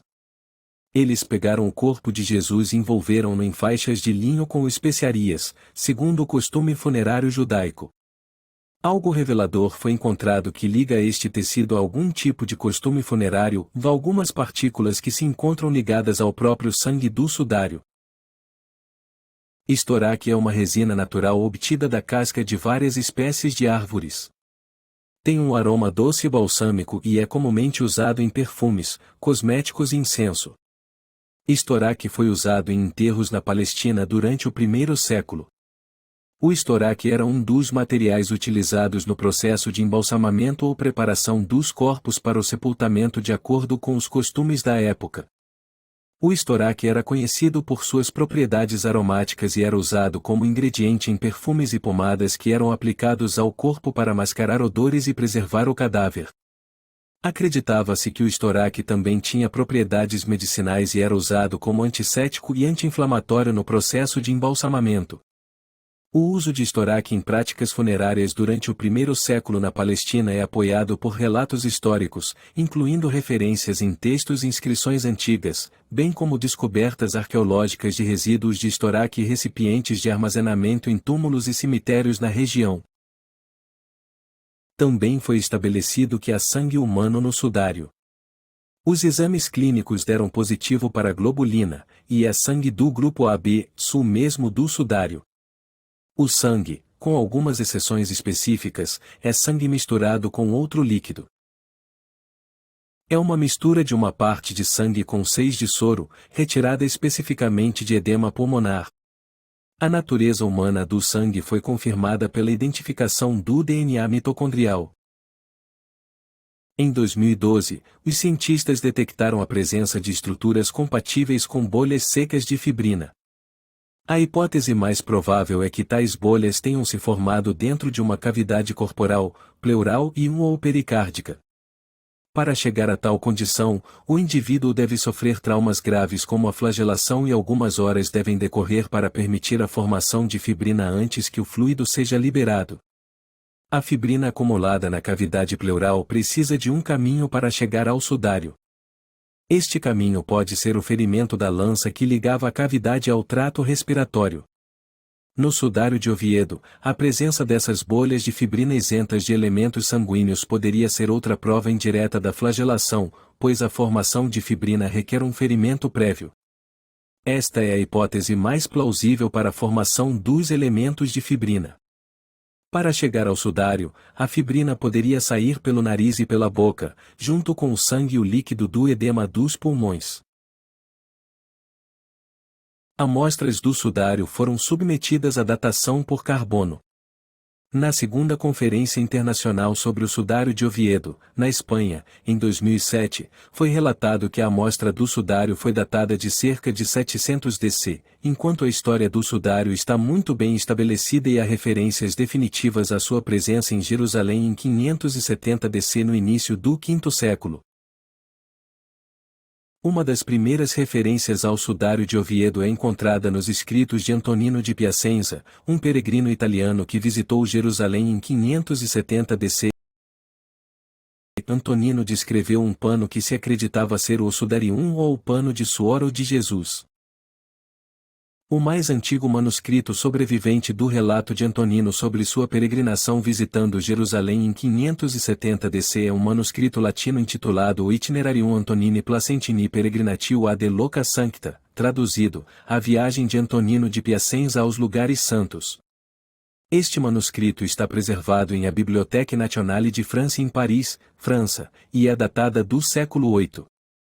É uma cópia manuscrita do Diário de Viagem de Antonino e fornece informações valiosas sobre a peregrinação cristã à Terra Santa durante o final do período antigo. O capítulo 12 da história da peregrinação diz: vá a uma caverna na margem do Jordão, onde há 7 celas com 7 meninas, que são colocadas lá como crianças. Sempre que alguma delas morre, ela é enterrada na cela, e outra cela é construída e outra menina é colocada lá, para que haja sempre o mesmo número. Pessoas de fora preparam sua comida. Entramos neste lugar com muito medo, para orar, mas não vimos ninguém. O sudário que cobriu a cabeça de Jesus disse estar lá. Documentos antigos relatam que o sudário foi guardado em Jerusalém até a invasão persa de 614 d.C. Os cristãos fugiram para a Espanha com um baú cheio de relíquias, parando brevemente em Alexandria, no Egito. O baú permaneceu em Sevilha durante a época de Santo Isidoro e foi transferido para Toledo após sua morte em 636 d.C. Quando os muçulmanos invadiram a Espanha em 711 d.C., eles rapidamente conquistaram Toledo, então os cristãos fugiram para o norte com suas relíquias. O santo baú foi escondido no topo de uma montanha perto de Oviedo por 50 anos. As relíquias foram então transferidas para um mosteiro em Oviedo até que o rei Afonso II construiu a Câmara Santa no ano 812 d.C., agora parte da catedral. Todos os estudos realizados até agora apontam em uma direção, nada sugerindo o contrário. O sudário foi usado para cobrir a cabeça do cadáver de Jesus de Nazaré, desde quando foi descido da cruz até ser sepultado. O sudário fornece evidências fortes e independentes da autenticidade do sudário de Turim. Uma gama tão ampla de evidências aqui apresentadas fortalece a tradição de que os dois panos envolveram o mesmo corpo, o de Jesus de Nazaré. Isso torna o trabalho de qualquer falsificador em potencial quase impossível. Os dois panos autenticam e validam um ao outro e, juntos, fornecem um forte argumento para serem os panos funerários originais de Jesus. E ambos coincidem e se encaixam perfeitamente nos relatos do Evangelho. Em seguida, vamos dar uma olhada mais de perto nas evidências botânicas no sudário de Turim. A investigação botânica do sudário começou com as observações de Max Frey em 1973 de grãos de pólen no sudário, que ele amostrou por meio de fita adesiva. Frey tirou um segundo conjunto de 27 amostras de fita adesiva do sudário durante o estudo científico em 1978. A presença no sudário de pólen de 29 plantas do Oriente Próximo, e especialmente de 21 plantas que crescem no deserto ou nas estepes, diretamente leva à hipótese de que o sudário, agora preservado em Turim, no passado foi exposto ao ar livre em países onde essas plantas fazem parte da vegetação normal. Das 58 espécies de pólen no sudário, 55 delas crescem em Jerusalém e apenas 3 espécies de pólen não crescem nem na Europa nem em Jerusalém. O botânico Avinon Dunning, da Universidade Hebraica de Jerusalém, começou a colaborar com os pesquisadores do sudário em 1995. Ele determinou a origem do sudário com base em uma análise abrangente do pólen retirado do sudário. A análise identificou positivamente uma alta densidade de pólen do cardo Gondelia tourneforti que floresce em Israel entre março e maio há milênios. Acontece que esta é a planta usada para a coroa de espinhos na cabeça de Jesus. 2 grãos de pólen desta espécie também foram encontrados no sudário de Oviedo. A evidência do pólen mostra que o sudário contém substâncias botânicas usadas na unção e embalsamamento durante os ritos fúnebres e funerários nos tempos antigos. A identificação exata do pólen sindônico mais abundante do elixir-sum, juntamente com a presença do cistus, do férol e do pistácia, revela o uso de ungüentos. Essas plantas eram tipicamente empregadas em produtos caros e valiosos citados nos escritos científicos de Plínio, o Velho. Nossas conclusões mostram que a relíquia pode ser um pano de enterro real, produzindo evidências de pólen que são as bases de antigos ungüentos usados no primeiro século depois de Cristo. O cadáver guardado no sudário recebeu um funeral e enterro com toda a honra e respeito que teria sido costumeiro na tradição hebraica. A maior quantidade de pólen de elixir-sum tem origem na forma utilizada para produzir seu óleo, utilizando exclusivamente flores frescas.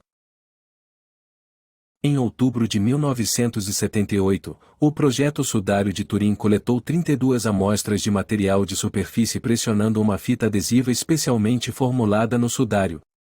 Alguns cristais de carbonato de cálcio, calcário, foram encontrados em algumas das fitas. Existem partículas de calcário no sudário, especialmente na área dos pés.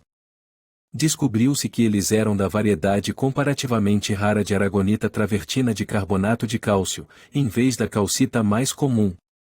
A partir de seus padrões espectrais, ficou claro que as amostras de calcário do sudário e da tumba de Jerusalém são idênticas.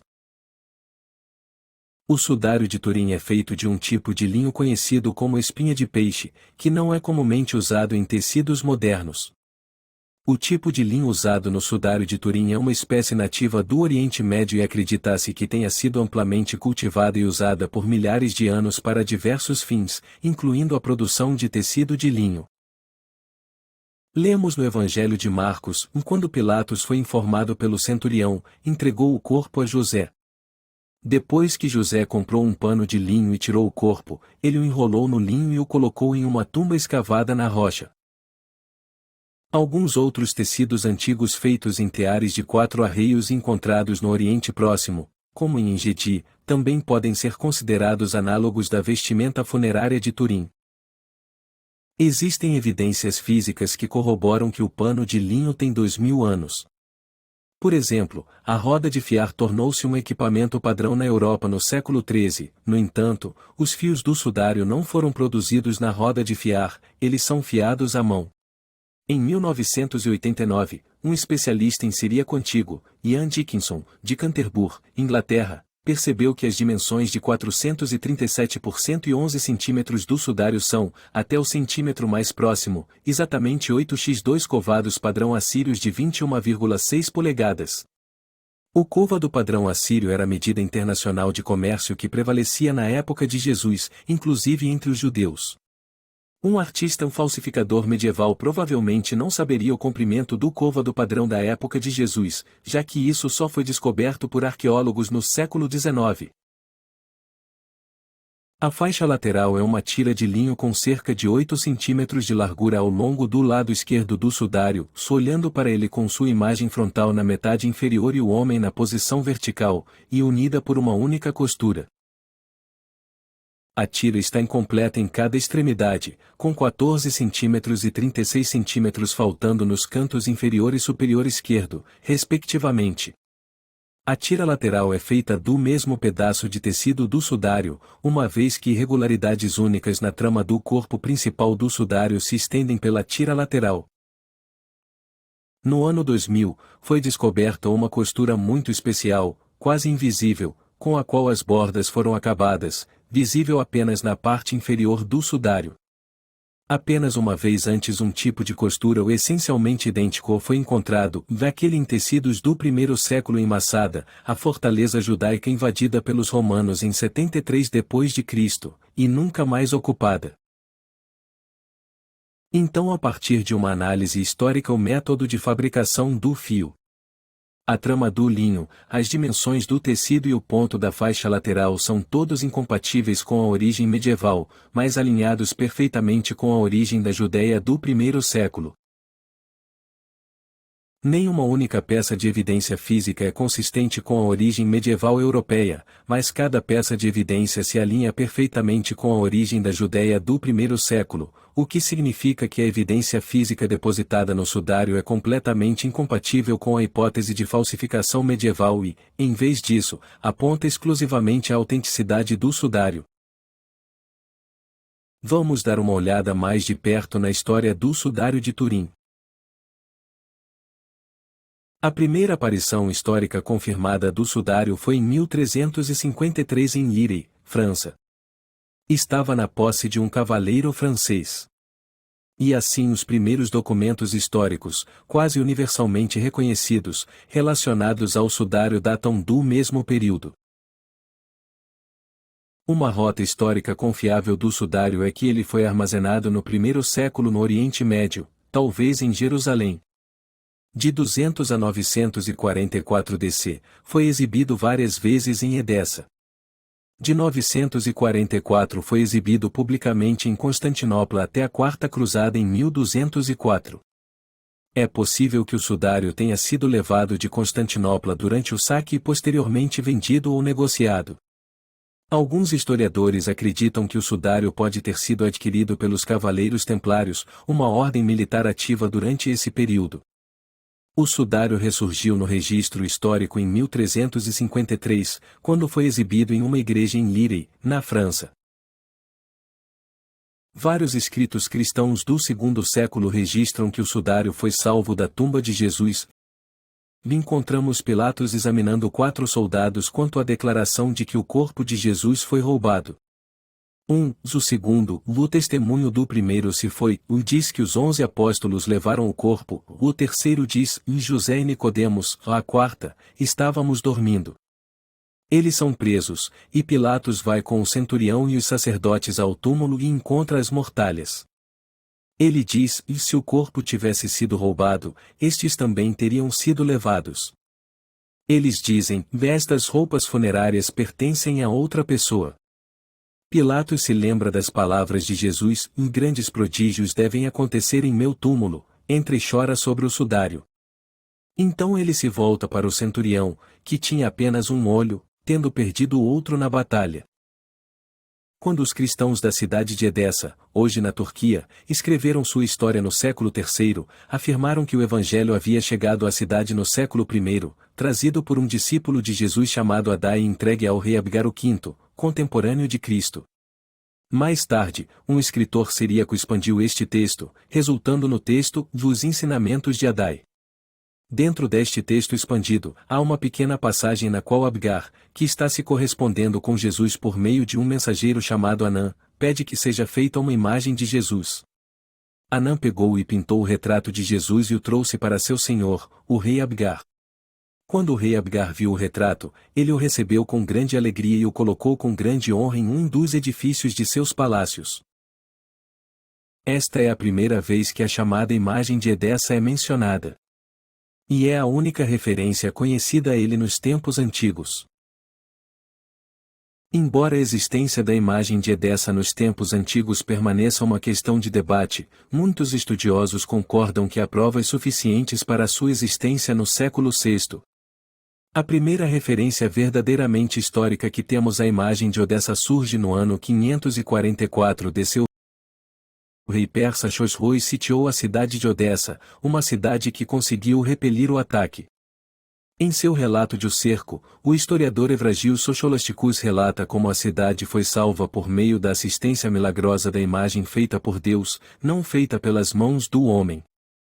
Esta frase é frequentemente usada para descrever a imagem de Odessa. Como uma observação interessante, durante os primeiros séculos do cristianismo, antes de 544 d.C., Jesus foi retratado principalmente com cabelo curto e sem barba. Artistas retrataram Jesus em uma variedade de estilos diferentes. No entanto, a representação mais comum de Jesus durante esse tempo era de uma figura jovem e imberbe com uma aparência helenístico-romana. Este retrato particular de Jesus foi fortemente influenciado pelas tendências culturais e artísticas da época, bem como pelas crenças teológicas e filosóficas da Igreja cristã primitiva. A representação de Cristo no Eaton Street Mary Mosaic na Inglaterra do século IV d.C., por exemplo, apresenta-o como um jovem imberbe convencional com uma aparência helenístico-romana. Isso começou a mudar no século VI, depois de 544 d.C. tornou-se mais prevalente durante a Era Bizantina. Como já mencionado referente ao Sudário de Oviedo, o Dr. Alain Vanger desenvolveu um método de sobreposição de imagens em diferentes polarizações de luz para encontrar o que ele chama de pontos de congruência e publicou a técnica na revista Optics. Essa técnica já foi amplamente adotada nos tribunais dos Estados Unidos, com 45 a 60 pontos de congruência entre duas imagens sendo suficientes para provar a identidade comum no Tribunal dos Estados Unidos. Quando esta técnica foi aplicada a uma comparação entre o Sudário de Turim e o Pantocrator de Santa Catarina Cristo, datado de 550 d.C., a técnica retornou 250 pontos de congruência e esta é uma conhecida obra de arte do século VI. Até vincos e rugas no tecido do sudário foram feitos pelo artista. Como as linhas no pescoço, essas linhas não servem a nenhum propósito, não se referem a nada anatômico e são até forjadas desajeitadamente sob a imagem em alguns casos, não faz sentido porque essas marcas seriam incluídas, a menos, é claro, esses artistas estavam copiando do sudário de Turim que tem esta marca provavelmente devido a um defeito ou uma dobra ao redor da barba. Mesmo comparando o sudário de Turim com uma moeda solidus bizantina Justiniano II resulta em 188 pontos de congruência e esta é uma moeda conhecida do século VII. Em 639 d.C., os muçulmanos conquistaram Odessa, mas permitiram que os cristãos continuassem a pagar a jizya e celebrar suas tradições cristãs, incluindo a veneração da imagem. Em 943 d.C., o imperador bizantino iniciou negociações com governantes muçulmanos em Odessa em um esforço para obter a imagem de Odessa e adicioná-la à sua coleção de relíquias e Constantinopla. Ele ofereceu imunidade contra o ataque de 12.000 moedas de prata e a libertação de 200 prisioneiros muçulmanos, tudo em troca da imagem de Odessa que os líderes muçulmanos aceitaram em 944.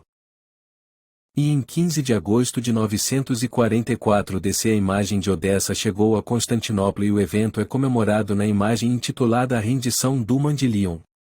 Entre 944 DC e 1204, o Mandilion foi mantido na cidade de Constantinopla, atual Istambul, que era então a capital do Império Bizantino.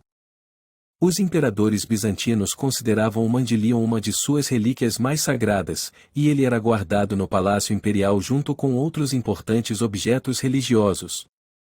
Temos também uma das referências mais famosas ao pano de enterro de Jesus, que é chamado de um manuscrito de oração húngaro, datado com segurança de 1192 a 1195 DC devido aos detalhes históricos que relata. Isso é cerca de 70 anos antes do intervalo de datas de 1260 a 1390 atribuído ao sudário pelos 3 testes de laboratório de radiocarbono de 1988. A parte superior da imagem mostra Jesus com os braços e as mãos colocados na mesma pose vista no sudário. Em 4 lugares, um conjunto de queimaduras em forma de oélio aparece no sudário. Estes são danos anteriores ao primeiro incêndio conhecido de 1532. As queimaduras são frequentemente chamadas de buracos de pôquer. Eles são uma das semelhanças mais reveladoras entre o manuscrito Braille e o sudário de Turim. O sudário foi tecido em um padrão de espinha de peixe, um padrão de tecelagem em forma de V distinto. A imagem do manuscrito reza mostra, em estilo primitivo, aquele padrão do tecido. Como mencionado anteriormente, houve a Quarta Cruzada, que ocorreu entre 1202 e 1204, uma campanha militar lançada pelos cristãos da Europa Ocidental com o objetivo de capturar a cidade de Jerusalém do controle muçulmano. Na ocasião, Constantinopla foi saqueada e o Mandilion desapareceu, para reaparecer em 1353, em Lirey, na França. Se você acredita que o sudário é falso, deve explicar como quem o fabricou antes de 1353 DC deve ter 1. Conhecer os métodos precisos de crucificação no primeiro século, ou 2. Ser proficiente o suficiente em mais de 100 disciplinas científicas e também coletivamente superam a inteligência das pessoas que realizaram centenas e centenas de testes no sudário e que não encontraram nenhuma indicação de falsificação. 3. Possuía o conhecimento médico de um cirurgião especialista moderno. 4. Utilizou um processo artístico desconhecido de qualquer grande mestre, nunca duplicado antes ou depois. 5. Ser capaz de prever e aproximar os princípios da negatividade fotográfica que não seriam descobertos por séculos. 6. Importou um pedaço de tecido velho de manufatura do Oriente Médio. 7. Usou um corante que não seria afetado pelo calor intenso. 8. Ser capaz de incorporar em seu trabalho detalhes que só recentemente foram descobertos, que o olho humano não pode ver e que são visíveis apenas com os mais avançados dispositivos de digitalização por computador. 9. Ser capaz de reproduzir perfeitamente, em uma superfície de linho quase plana, em uma única cor, características 3D não distorcidas de um corpo humano em um formato negativo ou no topo dos fios, enquanto, inversamente, mostra o sangue como positivo e absorvendo todo o caminho. 10. Pegue em algum lugar o sangue de um homem torturado e aplique-o antes de criar a imagem. 11. Criar o sudário de Oviedo com todos os meandros que combinam com o sudário de Turim. 12. Obter calcário de Jerusalém e partículas de pólen do Oriente Médio, especialmente de plantas com espinhos, que florescem apenas entre março e abril. Ter sido feito antes de 1353, pois desde essa data o sudário tem uma história claramente documentada e ininterrupta. O último ponto a ser abordado nesta apresentação é como era a aparência de Jesus. Como mencionado anteriormente, a primeira fotografia em 1898 por Secondo Pia foi um marco para desvendar os segredos do sudário. O próximo foi extrair informações 3D. Mas o último permaneceu surpreendentemente evasivo, como era Jesus na vida real. Com base na imagem do homem no sudário de Turim, muitas tentativas foram feitas para recriar a aparência de Jesus. Na imagem, vemos alguns exemplos. Os resultados foram mais e menos bem-sucedidos. Mas, na minha opinião, nenhum chegou realmente perto. Então, em novembro do ano passado, de 2022, peguei esta imagem do rosto no sudário de Turim e procurei uma ferramenta de nitidez de fotos na internet. E eu obtive esta imagem gerada por computador. O que me encorajou a continuar os experimentos. Depois de vários meses, acho que consegui uma aproximação muito próxima de como o homem no sudário provavelmente se parecia. É bastante notável e surpreendente que, a partir de uma imagem fraca, quase invisível, tenhamos sido capazes, usando ferramentas avançadas de computador, de recriar a imagem de Jesus.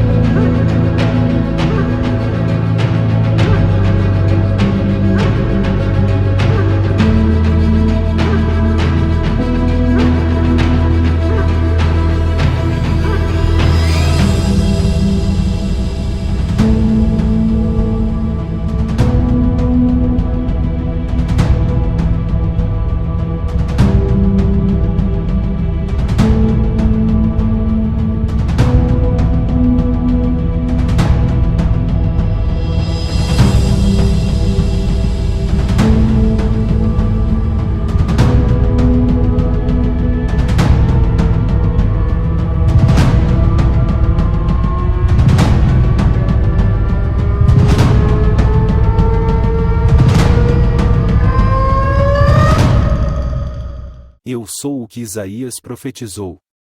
O Salvador que veio ao mundo trazer a paz. Paguei o preço na cruz por todo o pecado. E por cada transgressão que o homem cometeu em sua malícia. Sofri na cruz com grande dor. Meu corpo foi perfurado e rasgado. Mas pela minha morte suportei o fardo. De todo o pecado e maldade que a humanidade criou. Me envolveram em linho ao colocar-me no túmulo. O sudário de Oviedo e o sudário em Turim. Juntos confirmam que sou o Filho de Deus. O verdadeiro Salvador que veio para libertar e unir. Quando encontraram o meu túmulo vazio.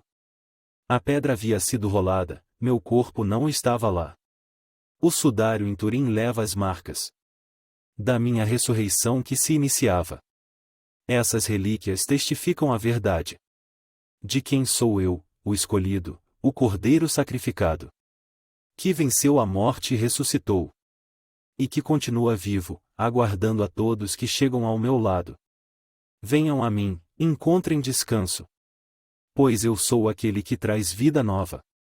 Aquele que liberta e oferece alívio. Aquele que redime e salva a todos. Que procuram minha renovação. Se você ainda não me recebeu como Senhor e Salvador, veja neste canal o vídeo. A mensagem da salvação mediante Jesus Cristo. Se gostou deste vídeo, divulgue, dê um like. E se inscreva no canal. Shalom.